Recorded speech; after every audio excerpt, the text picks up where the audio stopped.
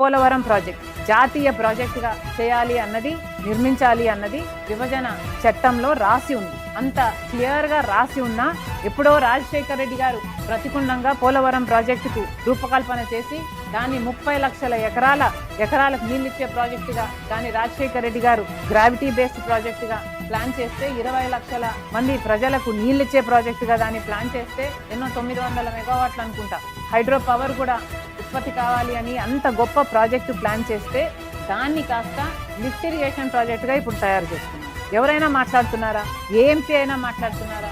Parliament సాక్షిగా నిర్మలా సీతారామన్ గారు budget ప్రవేశపెడుతూ మేము ఇన్ని కోట్లు డబ్బులు ఇస్తున్నామని చెప్తూ దానికి గాను అదే స్టేట్మెంట్లో ఇది కేవలం 41 మీటర్ల ప్రాజెక్టుగా చేరుకుంటూ దానికి నిధులు ఇస్తున్నాము అంటే ఏమిటర్థం?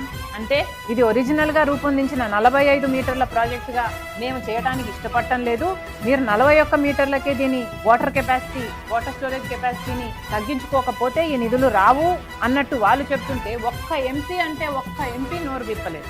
అసలు ఇది లిఫ్ట్ ఇరిగేషన్ ప్రాజెక్ట్ అయిపోతుంది, ఇది గ్రావిటీ బేస్డ్ ప్రాజెక్ట్ కానే కాదు, పోలవరం మాకు జీవనాడి, మీరు ఇలా చేస్తే దాంట్లోంచి జీవం తీసేస్తున్నారు అన్ని ఒక్క ఎంపీ కూడా మాట్లాడలేదు.